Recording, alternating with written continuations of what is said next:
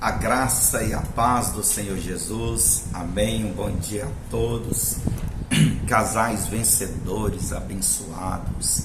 Estamos aqui no nosso 9º dia de nossa oficina para casais, essa maratona conjugal de 21 dias investindo em nosso casamento.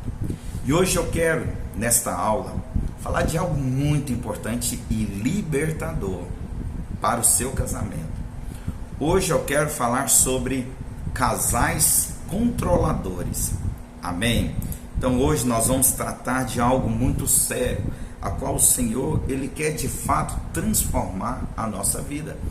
O nosso casamento, ele tem que ser um ambiente de espontaneidade, de liberdade, de alegria, de amor, reciprocidade. Eu tenho certeza que o Senhor, nesse tempo, Ele está transformando a sua vida em áreas que talvez você jamais tinha noção que existia algo que lhe reprovava no seu casamento.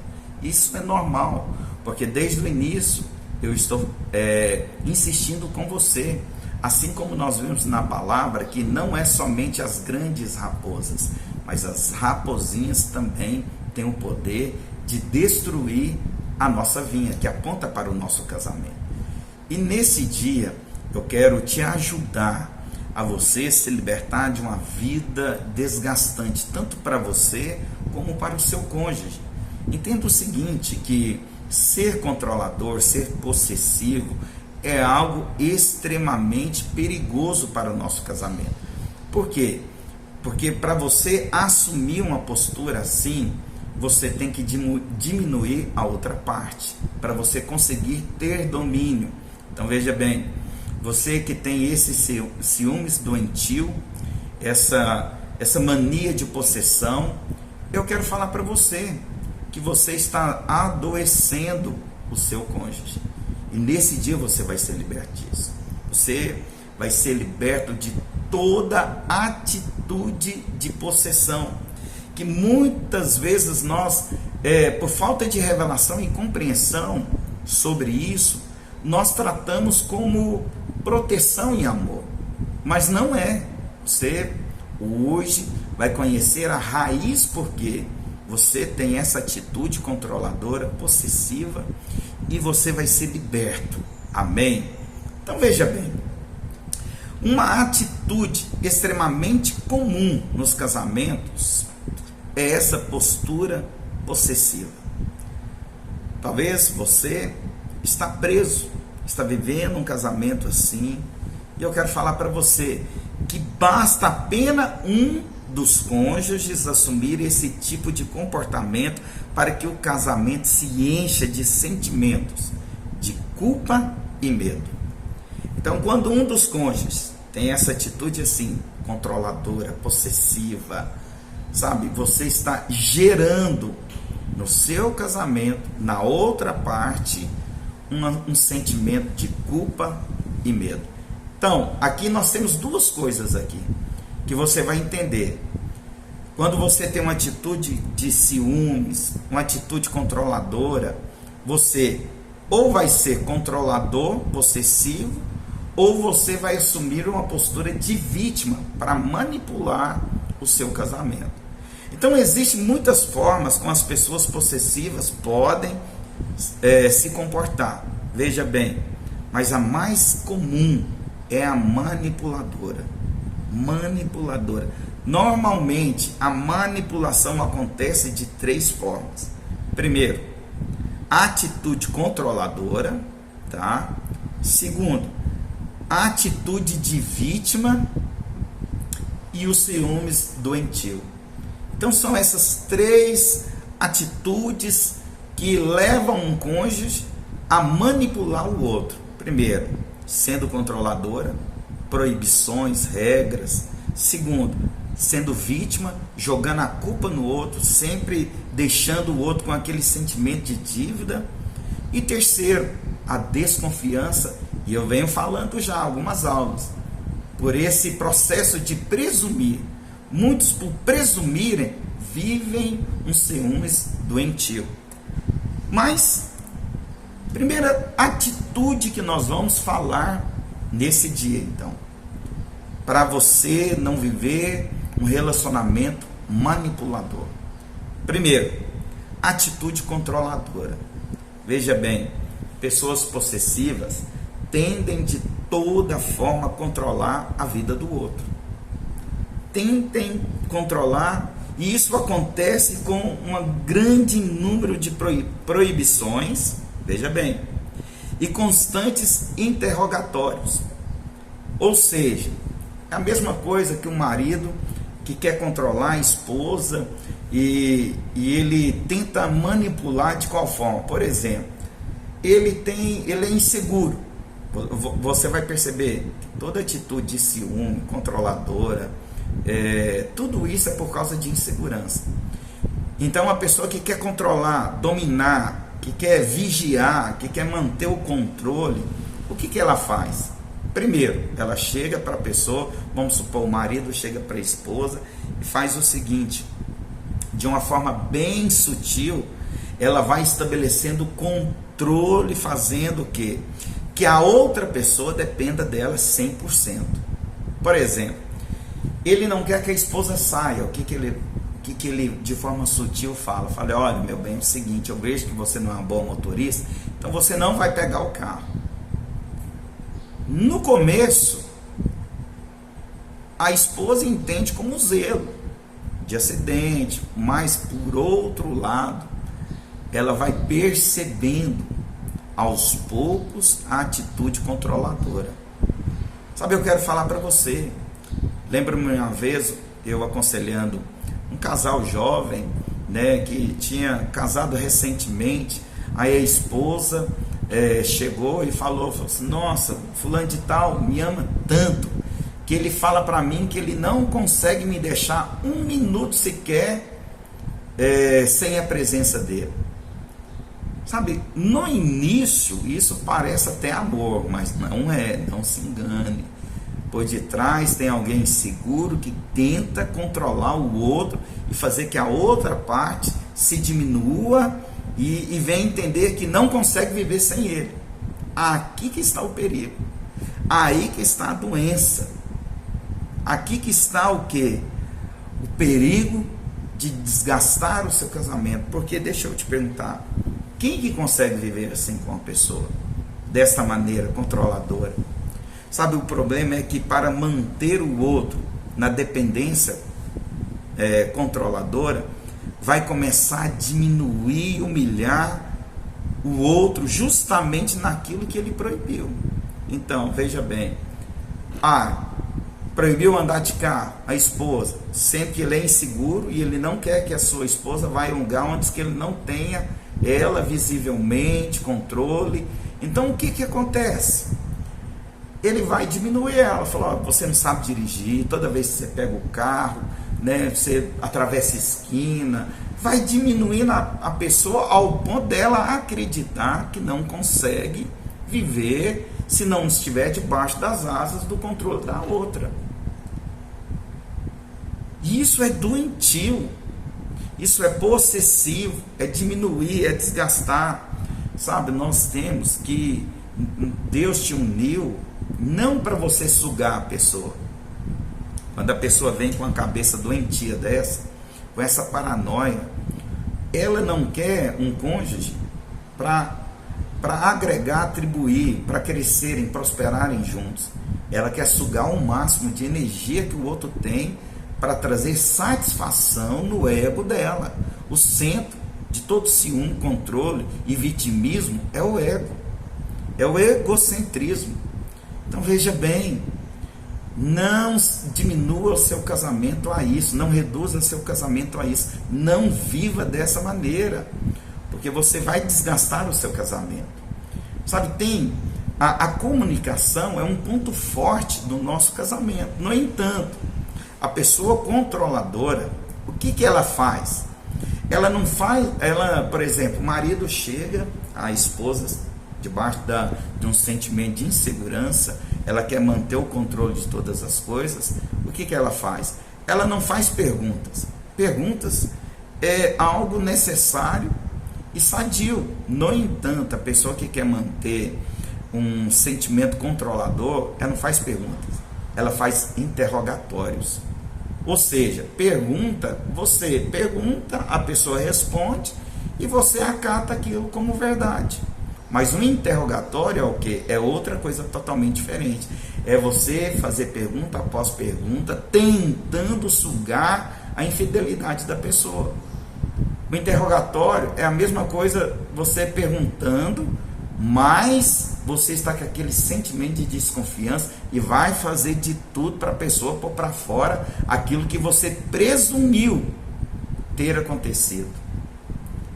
Deixa eu te perguntar, quantas esposas e também maridos que ligam 10 vezes ao dia para a pessoa para saber o que está fazendo? Seu casamento vai acabar dessa maneira. Seu casamento vai chegar num momento crítico se não está nesse momento. Nenhum relacionamento cresce em favor com essa base de desconfiança. Então, em nome de Jesus, que hoje seja o dia da sua cura.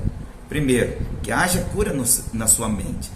Que a sua mente venha a ser renovada pela palavra de Deus. Para você conseguir viver, filho. Nem você vai viver e nem quem está do seu lado vai viver. Segundo, primeiro, eu falei para você. Primeiro é o quê?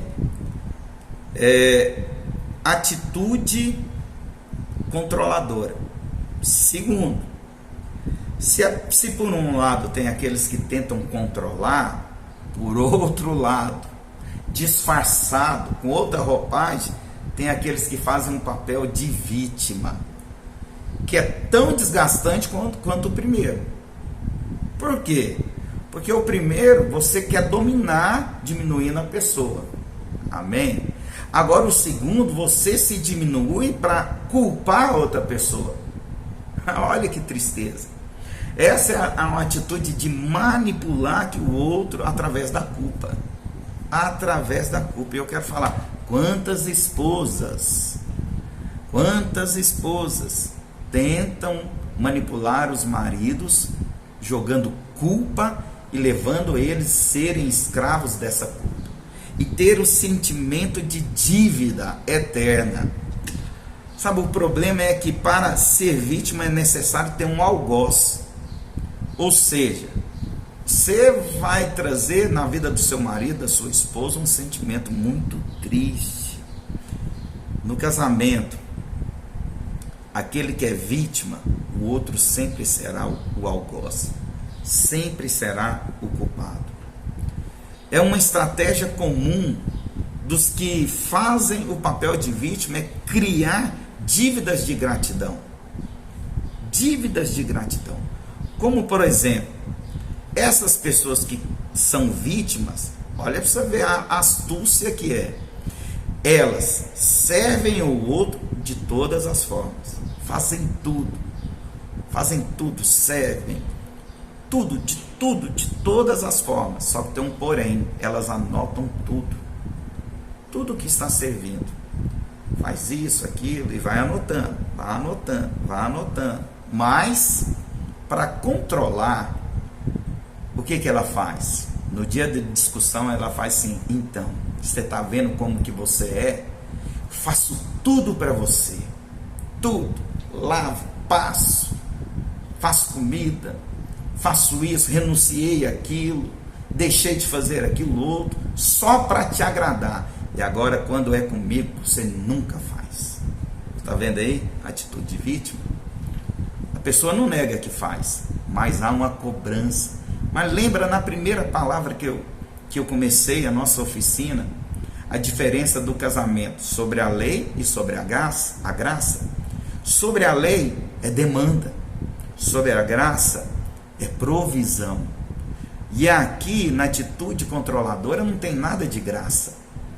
Essa atitude de vitimismo, por um lado, tem a roupagem do egocentrismo ali, onde que a pessoa fará de tudo para dominar a outra. Inclusive se sentindo o quê? Vitimizada. vitimizada. E em nome de Jesus, esposa e marido, esse não é o caminho do casamento vitorioso. Você nunca terá a pessoa 100% usando essas vias. E em terceiro lugar, por causa de tentar controlar, por causa de usar de vitimismo, que isso tudo conduzirá a um ciúmes doentio. Tudo para manipular.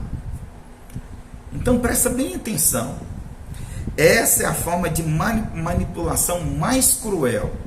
Se por um lado controlar é ruim, ter uma vítima do lado é péssimo, mas tem alguém com ciúmes possessivo é algo terrível. Terrível. Pois quando a pessoa usa do ciúmes doentio para manipular essa forma tão cruel, porque coloca o outro cônjuge com um peso na consciência de desconfiança. A pessoa sempre vai viver com esse sentimento de culpa e vai esmagar o casamento. Presta bem atenção que o ciúmes começa sempre com uma ameaça imaginatória. Sempre começa, tudo com presumir. Olha para você ver, tanto que é perigoso presumir. E pegar isso sempre e trazer aquilo que eu estou presumindo como um fato concreto. Não é fato concreto. É uma presunção. Ou seja, o marido sai para trabalhar. A esposa que tem um ciúmes doentio, ela fica o tempo inteiro presumindo coisas enquanto o marido está trabalhando. Aí será o que ele está fazendo agora no almoço? Porque ele não me ligou agora. Eu mandei uma mensagem e ele não me respondeu. Tem coisa aí. Será que é alguma colega de serviço? Então a pessoa vai presumindo, vai o quê? Vai pegando essas ameaças imaginatórias. E a pessoa então ela passa a presumir que existe uma terceira pessoa envolvida que está tentando roubar o seu parceiro.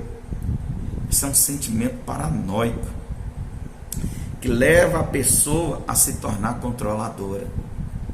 É muito triste quantas mulheres, quantos maridos, quantos casamentos acabaram em tragédia, quantos casamentos acabaram em divórcio por causa de um fato que nunca foi concreto, mas por algo que sempre foi imaginatório.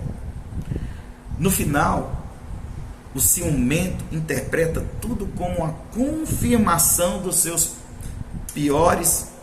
piores premonições. O problema é que tudo isso vai afetar o seu casamento. Quando você presume algo imaginatório, uma ameaça imaginatória, sabe o que é? Você está endereçando a fé no lugar errado. Você está endereçando a sua fé no mal. A sua fé não tem que estar endereçada no mal. A sua fé tem que estar endereçada na graça de Deus. Então veja bem, essa pessoa que está debaixo desse ciúmes doentio, dessa paranoia, a pessoa acaba tendo e vendo aquilo que ela acredita. Isso que é terrível. A pessoa vai ficar escrava. A Bíblia fala que nós fomos sarados de uma má consciência. E essa pessoa com ciúme doentio, ela está debaixo de uma má consciência. Porque veja bem, porque você só vê aquilo que acredita. Você só vê aquilo que acredita. Se você tem uma fé no mal, se você presume ameaças imaginatórias como sendo fatos concretos, quando qualquer atitude diferente do seu cônjuge, você vai interpretar da forma errada. E você vai ver aquilo como uma confirmação daquilo que você esperava acontecer. Sabe, Deus quer te libertar. Deus quer te libertar dessa situação. Então, por que nós somos controladores? E aqui que é o fato importante. Todo controlador é extremamente inseguro. E pessoas inseguras vivem o tempo inteiro imaginando o que pode acontecer com seu cônjuge. e gera uma necessidade de controlar completamente a vida da outra pessoa, situações ao redor da outra pessoa, proibindo amizades, proibindo a pessoa ter algum tipo de lazer, N situações eu quero falar para você. Não vai ter prazer no seu casamento assim. Você não quer que ele jogue bola porque tem amigos lá? Então vai com ele, mas com alegria, ou se não, deixa aí jogar bola, a bola dele. Ele tem que ter um momento de tirar o estresse, de fazer um lazer, de ir para uma academia. Agora, recentemente, ontem eu fui num lugar cortar o cabelo e conversando sobre a oficina de casais, e o rapaz, ele falou o seguinte: olha, pastor, amigo meu, seguinte, quando eu me casei, era muito imaturo, e a minha esposa muito imatura e insegura, e ela falou assim, eu fazia academia, eu gosto de exercício, de tirar atenção fazendo exercício, e ela proibiu, porque ela falou assim, que eu ia para academia para ver moça. Sabe o que aconteceu com esse rapaz? Ele entrou no início de uma depressão, estava tomando remédio por causa de ansiedade, engordou, acima do peso, e ele estava vivendo uma vida sem qualidade. Aí eles conversaram, trataram o assunto, ele foi claro, ela entendeu. Hoje ele voltou, faz academia, vive bem, a insônia foi embora, o estresse foi embora, tudo por causa do quê? De uma pessoa insegura. Então muitas coisas como doenças psicossomáticas, situações acontecem na vida do nosso cônjuge por causa da nossa insegurança. Sabe, você tem que resolver isso, porque você não vai resolver tendo atitude controladora. Não vai, a atitude controladora surge tudo por causa de uma mania de presumir. Presumir, o ciumento, por exemplo, ele presume que o outro é igual a ele mesmo. A ele mesmo. Tem um princípio na psicologia que chama princípio da projeção. Sabe aquilo que você mais desconfia na vida dos outros? É aquilo que você não consegue enxergar na sua própria vida. Então aquela pessoa que sempre desconfia do cônjuge com tentações sexuais, é porque ela própria é muito tentada na área sexual. E ela então entende que todo mundo é igual e que todo mundo deve ser controlado. Então veja bem, vença isso, não fica presumindo que o seu cônjuge também está sendo tentado, não. Ore a Deus para que Deus transforme a sua vida. Todo controlador procura impor, cercear, obrigar, impedir, bloquear, controlar e desqualificar o outro. São essas as estratégias que são usadas para controlar a vida do cônjuge. E em casos extremos, chega até a violência sexual, agressão, desonra, tudo por causa de um ciúmes doentio. Por detrás de tudo isso não existe amor, mas uma postura de tratar o outro como um objeto e não como pessoa. Você não pode tratar o seu cônjuge como um objeto tentando controlar. É uma pessoa que Deus uniu a você para agregar, para os dois serem felizes. A pessoa que está do lado não está nesse mundo para te fazer feliz. Não faça isso não. Senão você vai sugar e matar a pessoa, vai adoecer ela, colocar uma responsabilidade muito grande que nenhum ser humano é capaz de fazer o outro feliz. Nós cooperamos com Deus para que a felicidade venha através da nossa vida, mas só cooperamos. Verdadeira felicidade e alegria está no Senhor. Como então nós podemos vencer a atitude controladora? Veja bem, em toda relação existe uma certa intensidade de ciúmes saudáveis, que nós nem falamos em ciúmes, mas falamos de proteção e cuidado. Então existe uma certa medida de proteção e cuidado. Por exemplo, no meu casamento, a senha do meu celular é a mesma senha da minha esposa. Então, qualquer hora que ela quiser pegar o meu celular para ver, ela não vai vasculhar. Por quê? Primeiro eu já deixo a porta aberta. Ela entra qualquer hora que ela quiser. Mas há um cuidado, há um zelo, há uma proteção. Só que aquela esposa que me dê celular, deixa eu ver o que você está armando, deixa eu ver, tem coisa aí. Isso aí não é zelo, nem amor, muito menos proteção. Isso é insegurança, é algo doentio, é um distúrbio que está no seu casamento que precisa ser resolvido. Amém? Talvez tivéssemos o que chamar o ciúme saudado de cuidado e zelo, assim como eu falei, proteção. Todavia, ele pode sair do trilho, ou seja, tem um trilho, o trem está vindo.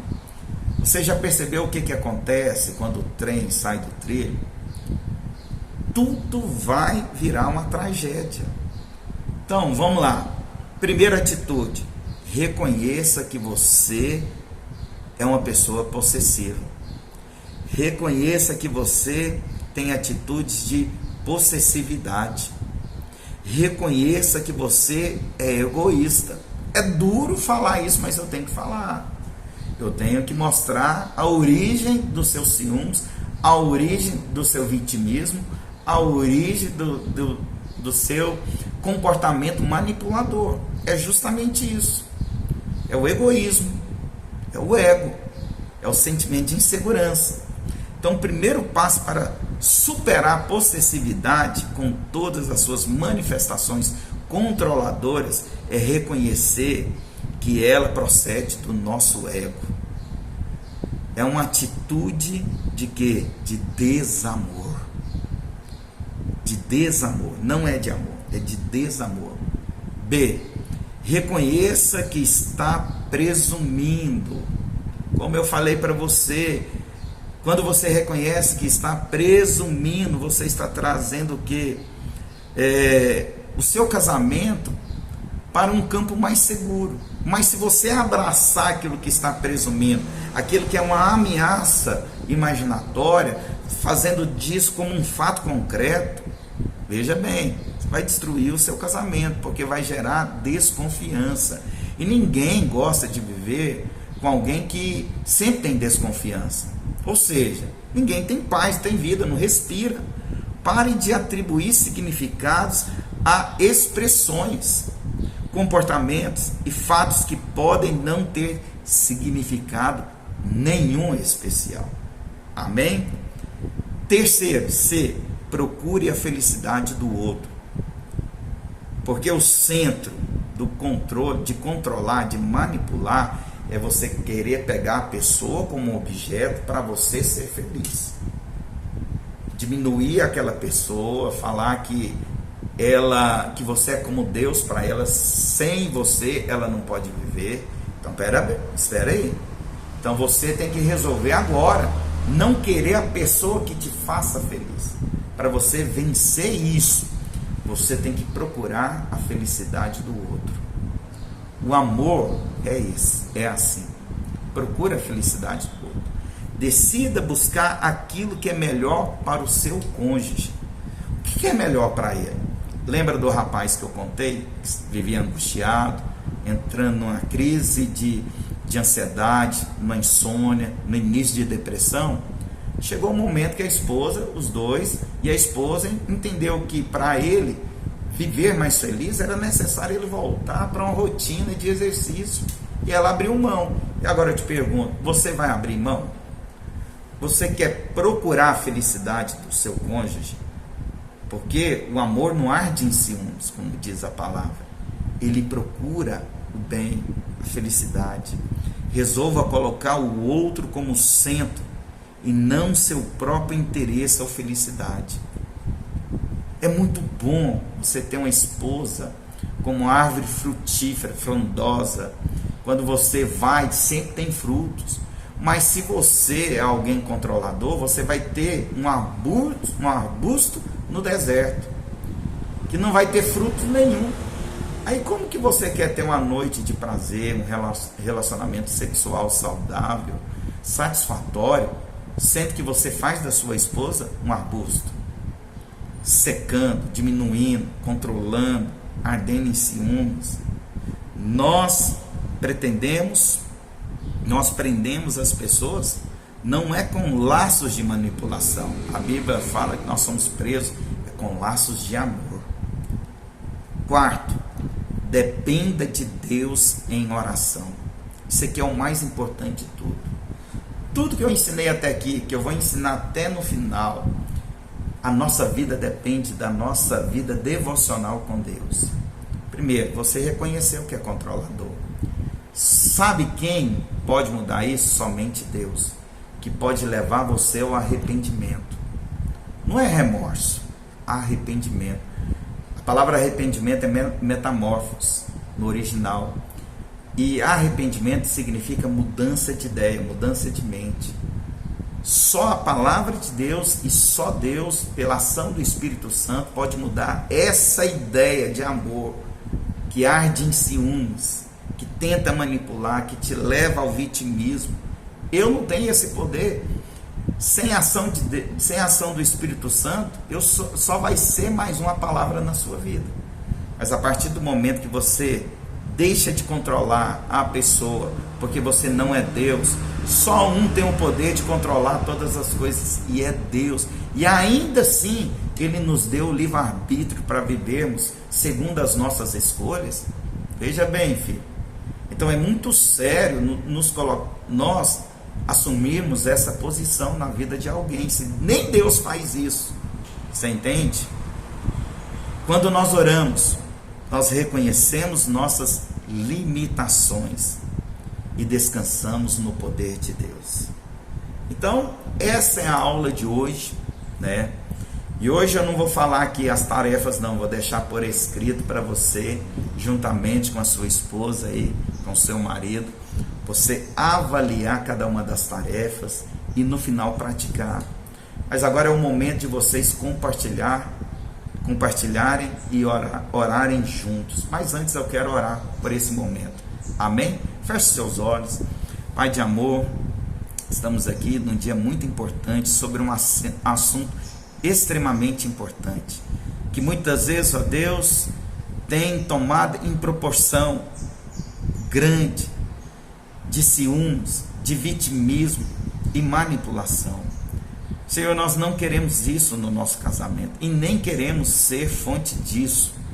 Queremos ser curados, queremos ser transformados, queremos, ó Deus, ter um casamento como base na graça divina, onde a desconfiança, o desamor não seja, Deus, estabelecido sobre o nosso casamento, mas estamos aqui para receber, ó Deus, aquilo que somente a graça do Senhor produz: honra, amor, zelo. Ó Deus, eu quero profetizar sobre a vida desses casais, que hoje o Senhor está aqui, na presença do nosso casamento, para mudar e transformar a nossa vida. Que esse momento de compartilhamento seja um momento que os corações venham ser abertos, aonde não venha arder em ciúmes, mas onde venha ter cura, para que toda espécie de manipulação termine sobre os nossos casamentos. E assim eu oro por esse marido, por essa esposa, que haja luz, que o Senhor brilhe nessa noite, para transformar a vida desse casal. Assim eu abençoo, em nome de Jesus. Amém. Amém? Deus abençoe a sua vida. Agora compartilhe com a sua esposa, com o seu marido, e logo após, orem juntos. Amém? Até amanhã para mais uma aula. Fique na paz. Tchau.